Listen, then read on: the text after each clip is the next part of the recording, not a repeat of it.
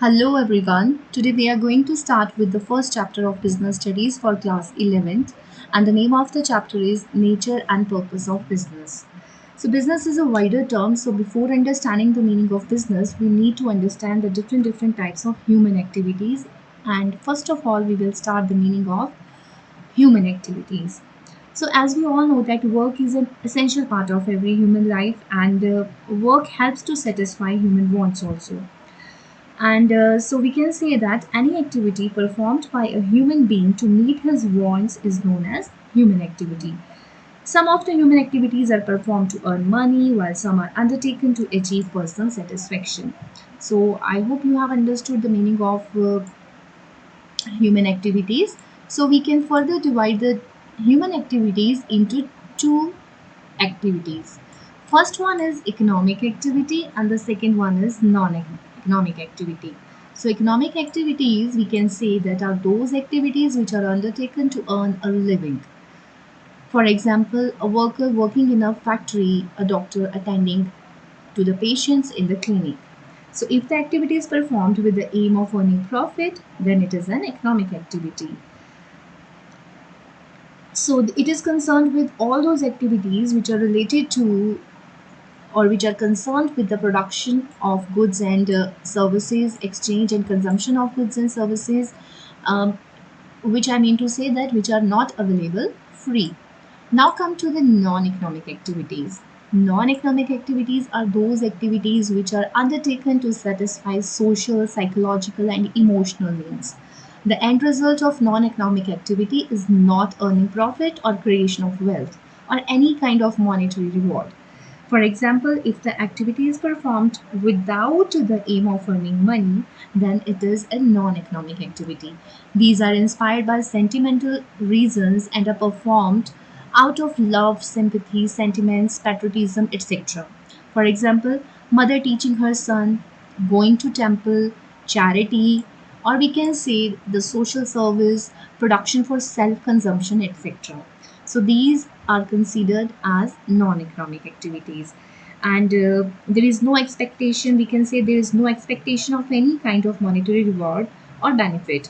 They are inspired by the sentimental reasons and are performed, again I tell you, that out of love, sympathy, sentiments and patriotism. So now we will make a small difference. We will try to understand a small difference between the economic and non-economic activities. So when we make a difference, we need to divide the difference into three parts. One is for basis and the other two for the topics. So basis for economic activity and non-economic activity. First is motive. So economic activities motive is to earn money and creation of wealth, whereas non-economic activity is performed just to get self-satisfaction or mental satisfaction, or we can say psychological satisfaction. Next one is money measurement.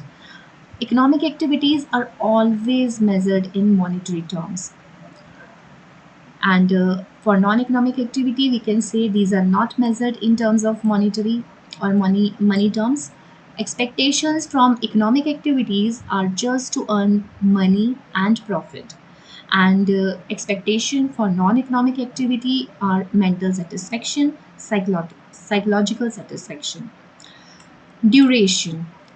Economic activities are always performed regularly for the major period of one's life, and we can say in old age one can stop working to earn the livelihood, to earn the money, but otherwise we can say that major part of one's life is gone with economic activities. So non-economic activities are performed during leisure time, spare time, which is already very limited. Outcome for the non-economic activity we can say is mental satisfaction to the person performing them, and outcome for the economic activities is the production of goods and services. So types, we can say that business is a type of economic activity. Profession, employment are the two more major terms which are also a type of economic activities. Profession for about profession and teaching, I will discuss it in the next video. But in this video, just understand these terms: business, profession, and employment. These are the occupations one perform in his or her life to earn the livelihood. So these are the types of economic activities. And non-economic activities types can be religious, social, patriotic activities, etc. We can add examples to differentiate the economic and non-economic activities also. Teacher teaching in a school is an economic activity, whereas the teacher teaching his own son is a non-economic activity. So we can see that I have divided the economic activities into three major terms: business, profession, and employment. But today I'll continue with the same term, that is business. And now we will start with the concept of business. So, first of all, let us understand the meaning of the term business. So, the term business means busyness or the state of being busy. A person may be busy in playing computer games or watching TV, but in some cases, we can say that she or he or she is not doing any business, or an economic element is missing in these activities. So, business means state of being busy in economic activities. So, what we have written here, it includes all occupations in which people are busy in earning income either by production or purchase and sale of goods and services, and to satisfy the needs of other people with the main objective of earning profit. So we can add some more points to this explanation. Business involves the activities as follows. For example, number one is creating a customer for itself. So whenever a businessman tries to create customers for itself, it is a business activity, it is an economic activity. Second one is converting economic resources into goods. So converting the useful resources, converting the economic resources which in future are going to give profits, to convert those economic resources into goods and services according to the customer's choice is again a part of business. Third one is innovating new products. So innovating new products means a businessman always required new ideas, new innovative ideas, new productive ideas, which leads to the technological upgradation of production processes. So it is again a very essential part of business. So this point should be added in the explanation of this. So marketing. So last point we can say that marketing these innovative uh, products and services are marketed in the market, means buying and selling of these finished products is involved in this category. So this is the explanation of the term business, and now we will continue with the characteristics of business. The characteristics, or you can say features. So, first, we have understood that a business is an economic activity.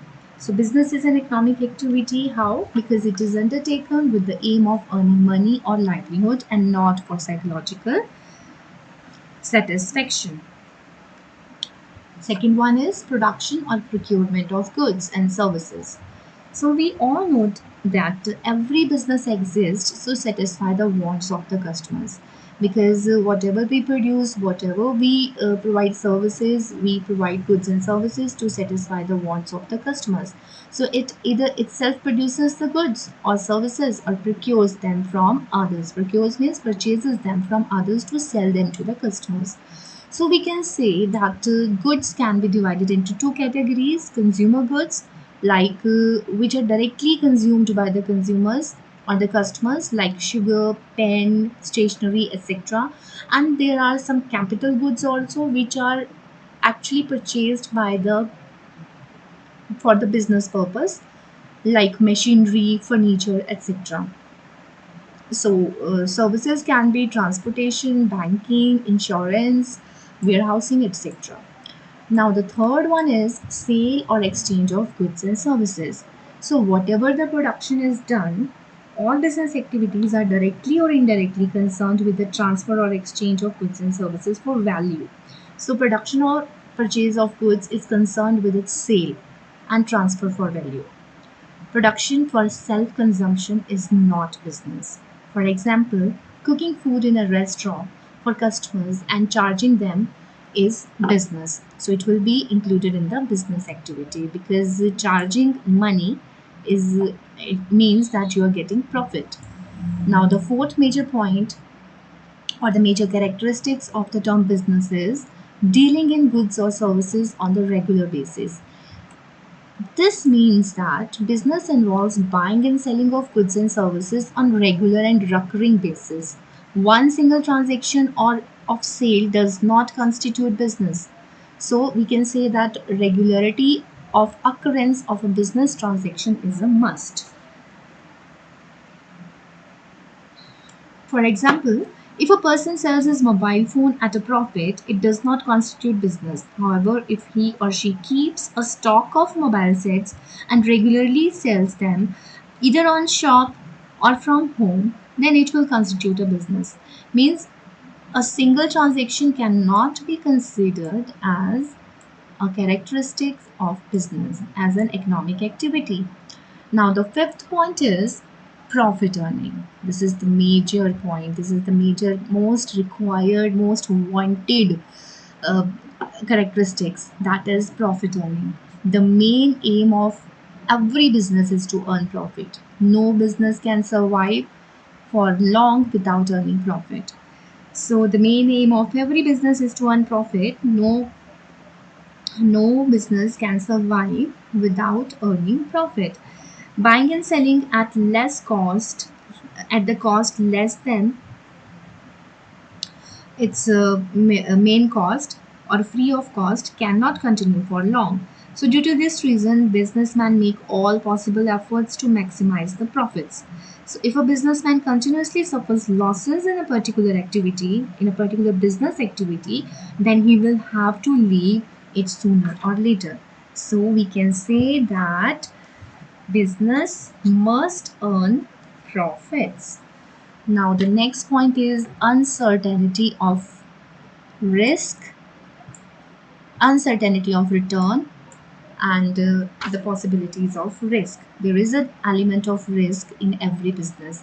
So, in every business, there exist uncertainties of return or risk factor in the transactions. There is always a possibility of losses. It is not certain that the business will always earn adequate profits because the market conditions can be changed, the customer's choices or tastes can be changed.